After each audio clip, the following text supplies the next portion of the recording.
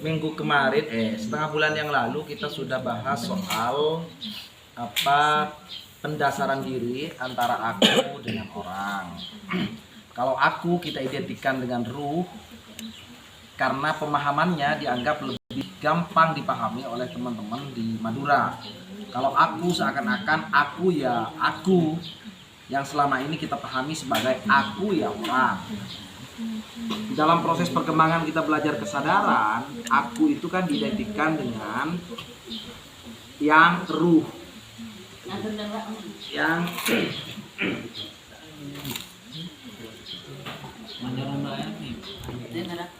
tapi D1 aja.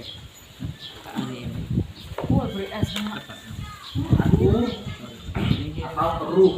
Pemahaman ruh ini bagian daripada pemahaman agar lebih mudah.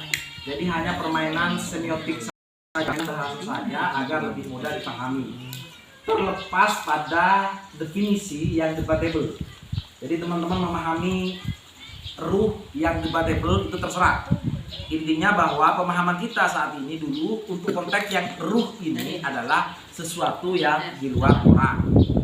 Orang, pemahaman kita yang selama ini kita pahami sebagai kesadaran komunal ya. Benar ya? Kesadaran kolektif, kesadaran secara umum. Itu yang kita pahami sebagai. Kalau ruh ini yang kita pahami bagi orang-orang yang ahli syariat, ruh ini kan sesuatu yang tidak tampak yang mendrive tingkah laku atau perilaku kita. Toh walaupun terjadi pergeseran-pergeseran karena eksistensi ruh itu dengan perhatian selama ini kepada orang. Jadi yang bergerak itu dianggap sebagai orang, bukan didrive oleh ruh. Ini kan yang kita yakini ya. Sebenarnya saya berharap saya sudah bersyukur tadi kalau kemudian kita gantian bahwa kelas ini kita tidak didominasi oleh satu orang, karena ada Bang Rasidi yang sudah 700 kurang 5 ya bro. 700 kurang 5 ya. Ada, mudah-mudahan tidak hang di angka 700. Ada Bang Haji yang sudah 800. Ini kan harusnya sudah agak detail membahas tentang aku dan orang.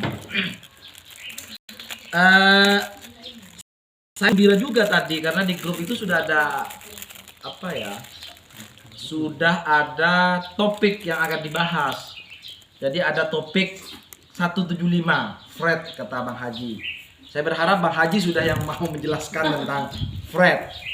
Tapi selalu topik yang ada di grup ini selalu diabaikan, tidak pernah dibahas.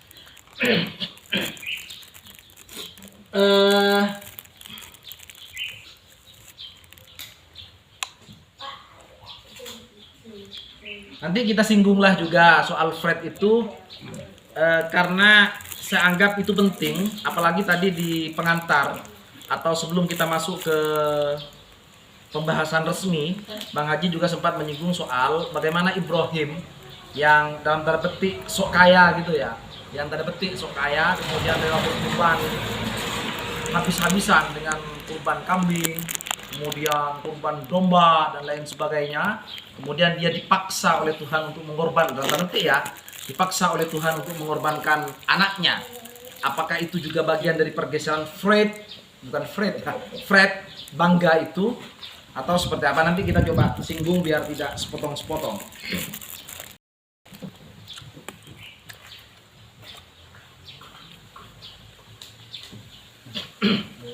Pemahaman ini hanya sebatas pada pemahaman teori. Ya, ini hanya sebatas pemahaman teori.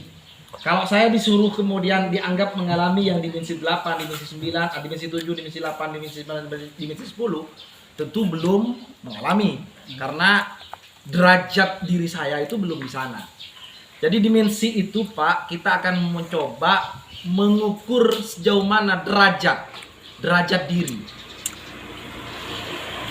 apakah kita derajat diri berada di dimensi 3? Kalau tadi misalnya sempat ada menyinggung, saya sudah ikut apa? Zoom 100.000. Saya sudah ikut kelas, ikut ke Bromo, tapi itu naiknya LOC cuma 5 misalnya ya. Itu di mana titik poin di sininya? Nah, ini kan yang perlu nih. Asasnya di mana itu? Kan berarti asas perolehannya ya. Itu kan tadi kan sempat dibahas nih. Mungkin itu bagian juga dari bentuk kekecewaan. Saya sudah bayar 100.000, naiknya hanya 5 kok gitu loh.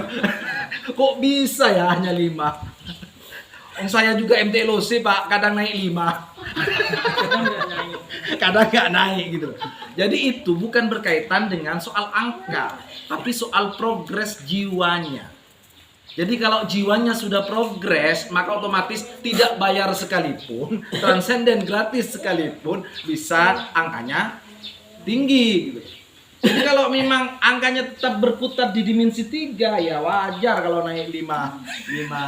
Karena asasnya ya perolehan.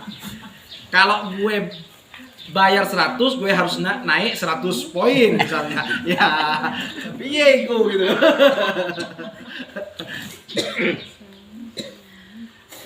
Jadi hukumnya pada akhirnya itu berlaku hukum kausalitas. Hukum yang sebab akibat. Intinya kalau saya bayar, idealnya yang namanya bayar itu harus jadi skala prioritas. Masa bayar 100.000 Pak? Bayar 100.000 itu kalau kerja seharian, ya seharian cuma naiknya 5. Kapan nyampe 500 gitu ya? Kan gitu kan? Nah, makanya kemudian itu cara berpikir orang. Cara berpikir uang. Jadi memang dalam kategori kesadaran kolektif ya begitu. Yang namanya orang sudah bayar, orang sudah ikut Zoom secara rutin misalnya, naiknya hanya 5. Idealnya harusnya tinggi. Saya juga dulu sempat protes. Kok lebih tinggi istri saya loh, wong saya yang rajin ikut Zoom. LOC-nya lebih tinggi istri saya. Istri saya itu langsung 400 kok. Gila kan? Maksudnya dalam konteks itu langsung 400. Berarti kan dirinya ada yang mungkin progresnya cepat dibandingkan saya. Saya yang hanya berputar di sini. Sementara dia sudah berputar di dimensi 5. Jadi pemahaman di dimensi 3 bisa sharing nggak? Dimensi 3 itu apa? Sebagaimana yang kita pahami kemarin. Jauh. Ini betul-betul harus nunggu ujian ini kalau kayak gini. Masih ingat dimensi 3? Mohon dong penjelasan yang lain. Perpisahan.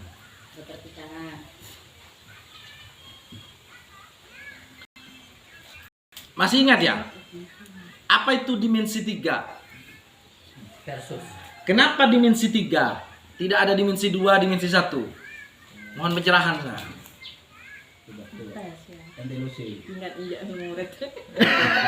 Mohon pencerahan. Saya nggak sedang tidak sedang menguji dalam tanda petik. Cuma mengingat kenapa kita harus bicara dimensi 3? Kenapa tidak dimensi 2? Kenapa tidak dimensi 1? Dimensi itu kan ada dimensi 1 ya. Dimensi itu kan ada dimensi 2, ada dimensi 3. Sampai 10. Kenapa 1 dan 2 ini tidak dibahas? Masih di dalam kandungan. Masih bayi. Masih dalam kandungan. Apa yang dimaksud dengan dimensi 3? Mbak Ririn, matematika ini. Dimensi 3 itu kan sudah ada tinggi ya. Ya benar ya? Apa Pak? Mana ini matematikanya ini ya? Sudah ada, pokoknya sudah bicara soal luas tinggi, Panjang. Luas, tinggi, panjang, lebar. Panjang, lebar, tinggi. Ini sudah ada ruangnya Pak.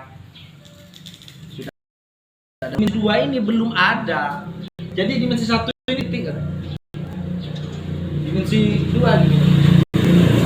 Makanya tidak dibahas. Alamnya bukan alam manusia. Manusia itu sudah ada ruangnya. Makanya kemudian dimensi 3 lah yang dibahas. Ada ruangnya sudah, tingginya ada, lebarnya ada, panjangnya juga sudah ada. Panjangnya ada ya? Ada. Nggak konek ini kayaknya. Kita bicara soal dimensi 3. Dalam konteks kesadaran, kalau dimensi 3 itu ya satu orang saja. Dia merasa tidak punya keterikatan dengan yang lainnya. Jadi hayat ya hayat, sipul ya sipul, ya ini dengan ini yang ini. Itu dimensi. Kalau dimensi 4 itu sudah banyak orang. Sudah ada keterhubungan. Tapi sifatnya adalah kausalitas. Dia sebab akibat. Ya, benar ya? Ya. Dan semua gerak kemanusiaannya dimensi 3, dimensi 4 ini adalah gerak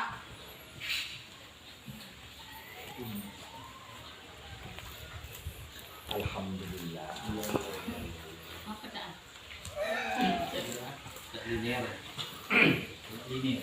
Jadi geraknya ada pasti gerak. Kalau saya bekerja saya dapat duit. Kalau saya sakit yang minum obat. Penyelesaiannya begitu. Tapi memang dalam konteks penyelesaian harusnya ya begitu. Kita harus menyelesaikan di konteks linearnya, Pak. Bagaimana kita menyelesaikan yang non linear kalau linearnya saja tidak tuntas? Baru kemudian kita memahami yang linear. Setelah anomali dari sebuah krisis yang kita lalui, baru kita masuk ke non linear, gitu ya. Ngerti ya? Paham di sini? Ada komen? Rata-rata adalah having ya. Biasanya dia menggenggam. Doing, ya, ngerti ya? Doing itu ya kalau tidak kerja ya nggak dapat A, nggak dapat B, nggak dapat C. Nah, ini biasanya rata-rata di situ. Dimensi 3, dimensi 4 ya begitulah alamnya. Jadi kalau jangan kita menyalahkan lalu kita dimensi 7 misalnya. Dimensi 8. Lalu ada orang yang menyatakan, pokoknya kok tak begini, saya tidak akan bisa. Nggak usah menyalahkan karena memang dia makomnya di situ. Di dimensi 3, dimensi 4. Nah, dimensi 3, dimensi 4 ini Pak rentan dengan nature yang sudah kita pelajari. Salah satu yang kita pelajari itu adalah kalau tadi akan dibahas adalah soal Fred. Bangga. Ada menghapus ada juga. Tisu. Tisu, Dek.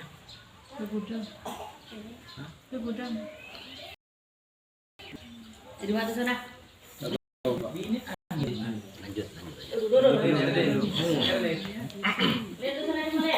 Iya. Iya.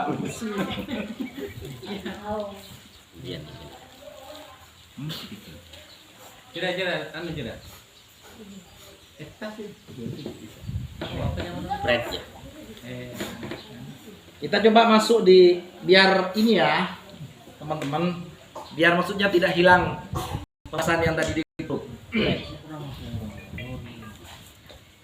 Gimana tulisnya Fred? Reader.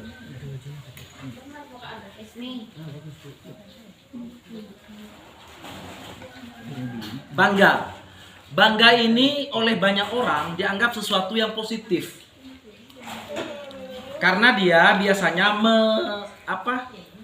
menunjukkan kelebihan yang dimiliki. Bagian daripada gue cerdas, gue pinter, gue kaya, gue ya pokoknya sok gue lah kira-kira gitu. Tajir. Nah, bangga itu begitu rata-rata. Jadi bangga itu kalau di peta Hawking itu di 175. Jadi masih di posisi false ya. Posisi false atau posisi energi yang lemah. Di Madura, kalau bangga itu Pak sesuatu yang dianggap biasa, lumrah. Jadi kalau kita jadi kiai lalu tidak memakai pakaian kebesarannya, itu rasanya kurang absah gitu kan. Kalau tidak pakai surban, kalau tidak pakai yang putih-putih lalu diikat, itu kayaknya tidak begitu. Tidak di atas. Sah. Tidak sah, lalu tidak duduk di hambar, itu kayaknya tidak sah gitu. Nah, ini padahal bangga itu sifatnya itu destruktif. sifatnya itu menghancur sebenarnya. Dan biasanya orang yang biasa berada pada trait bangga, ini kita bahas ini ya. Bicara. Bangga itu biasanya rata-rata orangnya adalah defensif. Apa defensif?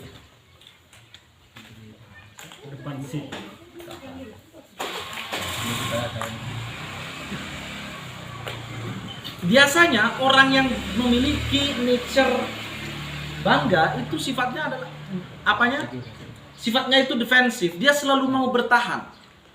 Karena dia rentan dengan kritik, rentan dengan protes. Kenapa? Karena menganggap dirinya yang perfeksionis. Ya yang namanya sok lah.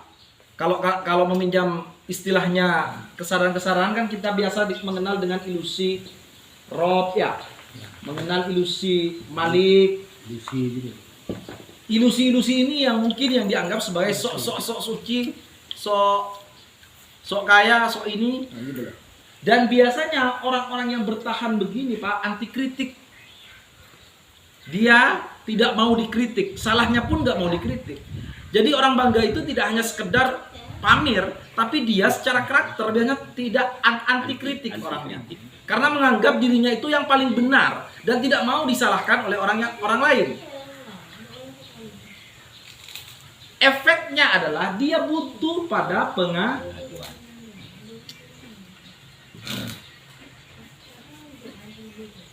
Orang-orang begitu pasti butuh pengakuan.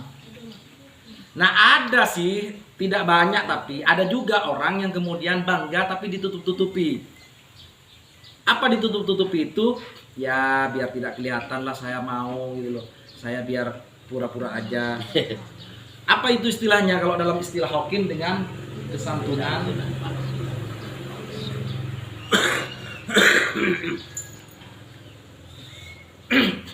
Jadi bangga itu bukan sesuatu yang sifat yang perlu diproklamirkan karena memiliki dampak yang begitu signifikan dalam aktivitas kita sehari-hari. Dan ini kadang Pak tidak kita sadari. Kadang kita tidak sadari. Terutama biasanya juga tidak hanya di konteks ini, dia juga akan berdampak pada fear. Apa fear itu? Rasa takut. Karena orang bangga itu memiliki kemelekatan terhadap materi itu cukup besar. Orang yang kaya, lalu dengan bangganya dia cerita, saya punya duit 80 miliar.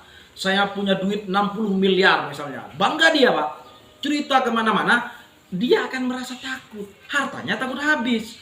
Jadi kemelekatannya itu sangat tinggi kepada harta. Atau Kiai misalnya. Takut pada pesaingnya. Nah, tidak hanya takut itu kalau orang-orang ini. Biasanya juga muncul iri, hati, dan dengki. Karena konteksnya yang dilakukan itu adalah semuanya luar. Jadi perspektifnya, kontennya itu pasti keluar semuanya rata-rata. Orang bangga itu selalu berupaya membandingkan dirinya dengan orang lain. Kok gue gini ya? Kok dia gini gitu ya? Kok gue nggak naik-naik ya? Kok dia sudah LOC 700 ya? Nah, kalau itu dijadikan spirit nggak apa-apa. Tapi ini masalahnya kan kadang saya nggak balik ya. Bisa bilang kok saya heran kok. Contoh, ini contoh. Nah, ini penimbulan dari sikap Fred. Jadi pasti arahnya ke sana. Jadi teman-teman, bahwa kenapa kemudian ini dianggap sesuatu yang negatif? Karena memang ya ini dampaknya.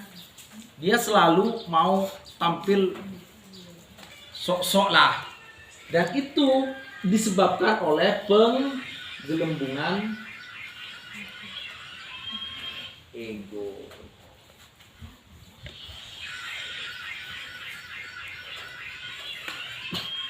Dan biasanya orang yang bangga itu menganggap pikirannya sebagai sebuah realitas. Menganggap opini yang muncul dalam pikirannya itu sebuah realitas. Jadi ketakutan bangganya itu merasa memiliki kepada sesuatu itu cukup tinggi. Ini biasanya orang bangga. Andi bini ratin bangga, akhirnya bini kita kok culik. Andi lagi ganteng bangga juga, akhirnya laki kita kok culik ya. Selingkuh. Diculik bang bahasanya bang. Nah ini bagian daripada penggelembungan ego sebenarnya. Makanya opini itu jangan dibuat sesuatu yang realistis. Jangan dibuat sesuatu yang ya anggap opini saja, lewat saja. Nah kalau dimensi 3, dimensi 4 dalam konteks melarutkannya pasti akan kembali kepada 3 pelampiasan yang saya sebutkan beberapa waktu lalu itu. Apa salah satunya? Masih ingat bagaimana melampaui itu? Lupa ya? Ada lah. Hilang lah. Hari le apa capa pun setengah bulan tuh hari enggak.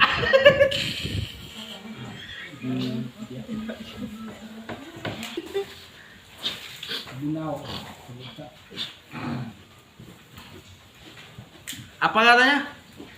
Salah satunya pelariannya kalau di dimensi ini. Ngapla deh. Hah?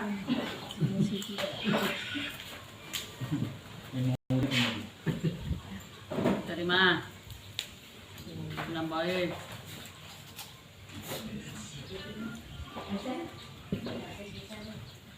Masih ingat ya?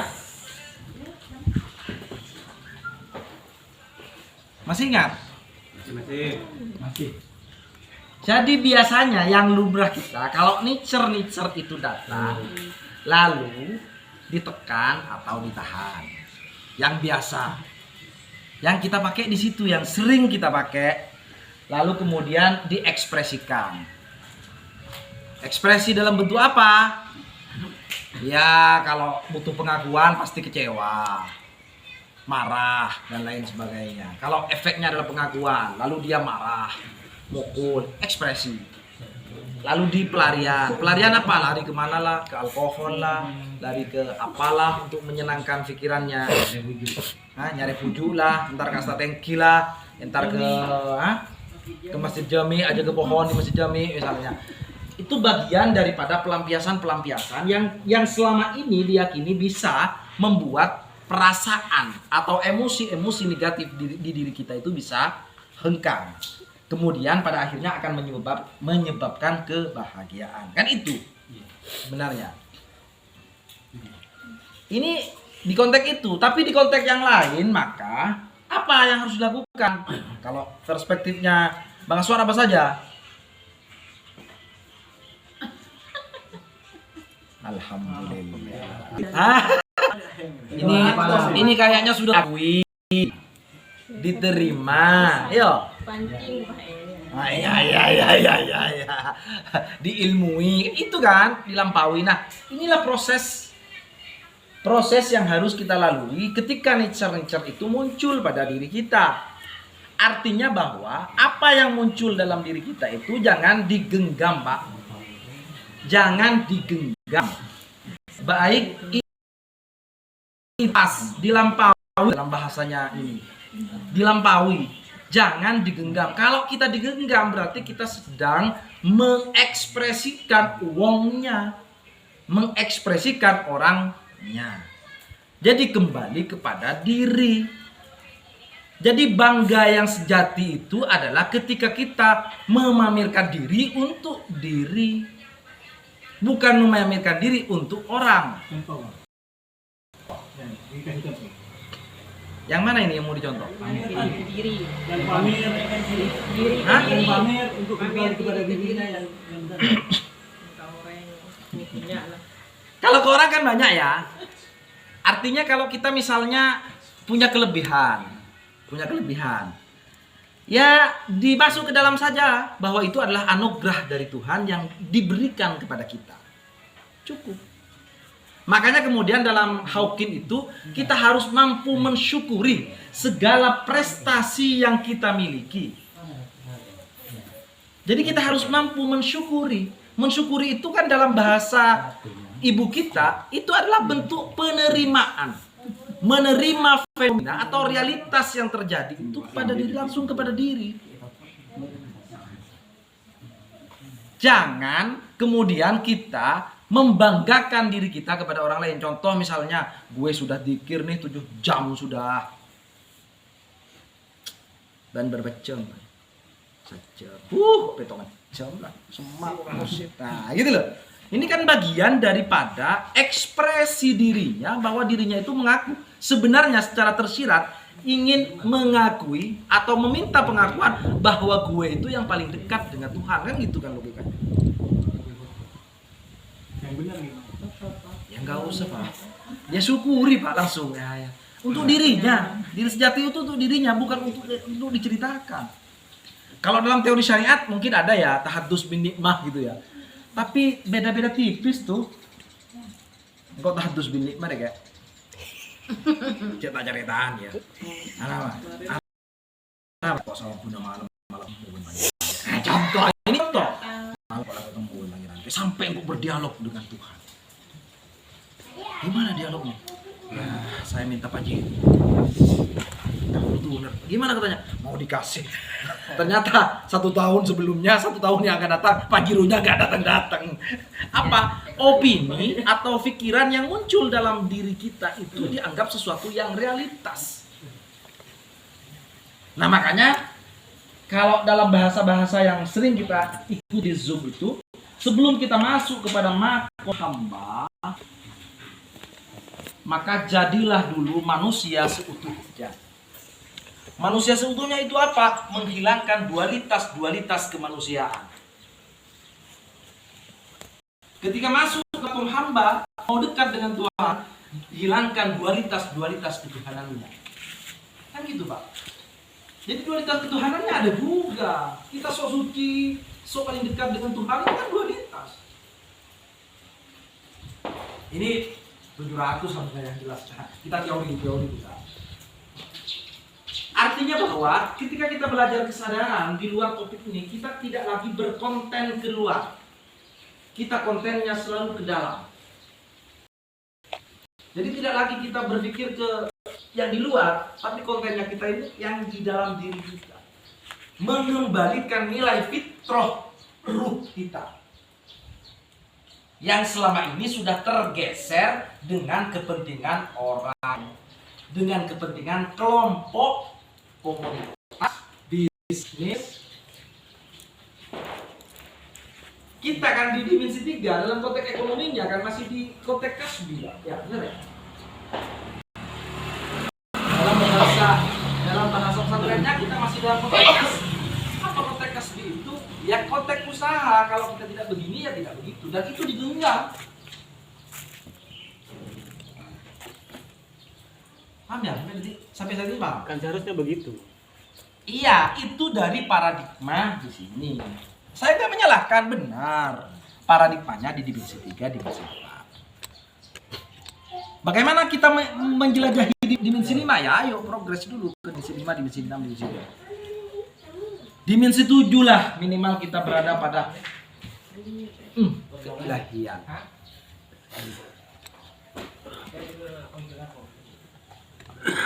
Ada komen lagi? Jadi itu nature atau emosi negatif. Fred itu berada pada Phos. Phos itu adalah energi lemah yang notabene biasanya adalah having, doing. Menggenggam realitas itu. Makanya kemudian bapak-bapak yang masih berada, bapak-bapak dan ibu-ibu yang masih berada di dimensi 3, yang masih dimensi 4, minimal dimensi 4, itu nalarnya begitu kuat. Karena sifatnya ya menilai. Menilai itu juga bagian daripada Fred. Membandingkan saya dengan dia. Kan gitu kan? Membandingkan aku nih yang orang dengan orang lain. Ketika tingginya lebih tinggi orang lain, rezekinya juga tinggi orang lain, itu biasanya muncullah iri. Itu Fred, Pak. Jadi Fred itu banyak turunannya. Ketika tidak diakui muncullah amarah. Di bukunya Hawkins itu ada cerita gini. Ada orang kaya. Orang kaya itu punya duit berapa dolar gitu ya. Saya lupa angka dolarnya. Anggaplah punya duit misalnya 30 miliar. dia tidak pamer dan tidak tuluk, dia tidak pamer apapun bahwa dia sedang punya duit sebegitu besar. Hidupnya hanya sekedar menikmati dari duit yang dia terima. Tidak pakai keamanan, tidak pakai CCTV, tidak pakai CCTV, tidak pakai penjaga malam, tidak pakai apapun dia, pokoknya rumahnya. Wes. Tapi dia dengan rendah hati cuma, tetap rendah hati. Rendah hati itu bukan pura-pura rendah hati cara dengan kesantunan palsu ya. Nanti ada tuh, nanti kita bahas detail ya setelah pertemuan ini, setengah jam masalahnya sudah ya Bang. Prinsip dia begini, kamu nggak takut ya rumahnya Nabi Isandroni maling? Enggak lah. Kalau memang ada yang mau ya nggak apa-apa. Mungkin dia lagi butuh kok. Diambil aja kalau memang ada yang butuh. Nggak ada rasa takut, nggak ada rasa khawatir sama sekali kepada kemelekatan duitnya. Apa yang terjadi? Ternyata nggak pernah kemalingan. Kenapa? Karena pasrah dan rendah hatinya itu, kemelekatan terhadap duitnya itu tidak ada. Karena semakin diikat, semakin mau terbang. Saat burung semakin dimasukkan dalam sangkarnya, biasanya semakin mencari jalan untuk kira-kira Alasan untuk khawatir saja nggak ada mungkin ya. nggak ada, full. Sleep. Ya sudah clear itu loh gitu. Jadi semakin kita mengikat sama dengan ini tidak hanya berlaku kepada itu barangkali ya. Itu sudah bagian daripada cinta tanpa syarat. Jadi bukan hanya sekedar cinta. Kalau cinta bisa jadi cinta asas perolehan. Apa cinta perolehan itu? Karena cantik lalu kita suka dia, karena tampan lalu saya suka dia, karena dia kaya saya suka dia. Kan gitu kan? Ini perolehan semua kan? Dia cinta syarat, tekala coba, tekala apa lo pokoknya lo seneng lah orang kayak gitu loh. Sama dengan begitu. Jadi itu menarik ternyata magnet. Di Philosophy of Money itu, di Psychology of Money, di buku Psychology of Money itu juga begitu. Semakin kita memiliki kemelekatan, semakin kita memiliki kemelekatan terhadap duit, maka duit itu semakin berat untuk masuk. Intinya ya mencoba untuk boros. Enggak juga ya. Ini guyonannya. Shopping terus. Nah, ini bagian daripada bahwa kita itu sebenarnya dituntun bagaimana kemudian sikap pasrah, sikap cinta itu muncul. Karena kan selama ini kita betul-betul Pak terkungkung dengan kemelekatan diri kita. Karena kan selama ini kita sudah tidak pernah berpikir, mohon maaf ya, teman-teman. Selama ini kita sudah tidak pernah berpikir tentang apa sih yang mendrive kita selama kita berperilaku. Nggak ada. Baru kita belajar kesadaran, kita baru sadar bahwa kita didrive oleh A.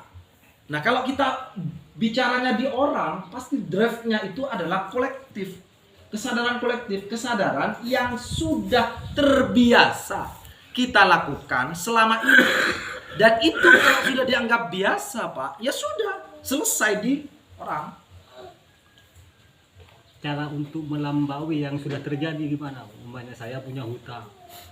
Masa saya cuma melambaui, masa gitu? Sedangkan orang lain yang menagih. Cara melambaui gimana? Ini kan sudah terjadi, untuk melambaui gimana? Ini transendennya sebenarnya ya. Itu bukan wilayah saya Pak. Mentor. Itu wilayahnya mentor. Jadi kita hanya menjelaskan teori. Kalau punya hutang. Kan bisa untuk belajar semua. Tak pernah melampaui otak. Bukan kita tidak mengerti teori Pak Mol, bukan. Tapi itu kan bukan ranahnya kita, itu ranahnya mentor. Selesaikan dulu. Sudah 1,5 jam. Baik ya teman-teman, kita nggak apa-apa kan selesai Sudah. sampai-sampai Bisa itu. Mau ditutup satu air. Berarti sepret selesaikan dulu. Jadi kita menyelesaikan dimensi 3 dimensi sambil kita membahas Fred yang barusan, tapi masih kita ada sebenarnya di Fred itu, apa itu adalah kerendahan hati yang belum sempat kita bahas. Apakah kerendahan hati itu kita sederhana, kita itu sederhana, tidak menikmati apa yang kita peroleh, itu adalah bagian dari kesederhanaan kita atau tidak, nanti kita bahas juga di periode berikutnya. Baik teman-teman, saya anggap kita sudah clear hari ini dan masih ada Pak Mentor yang akan menjelaskan. Shadaqallahul Azim. Wassalamualaikum warahmatullahi wabarakatuh.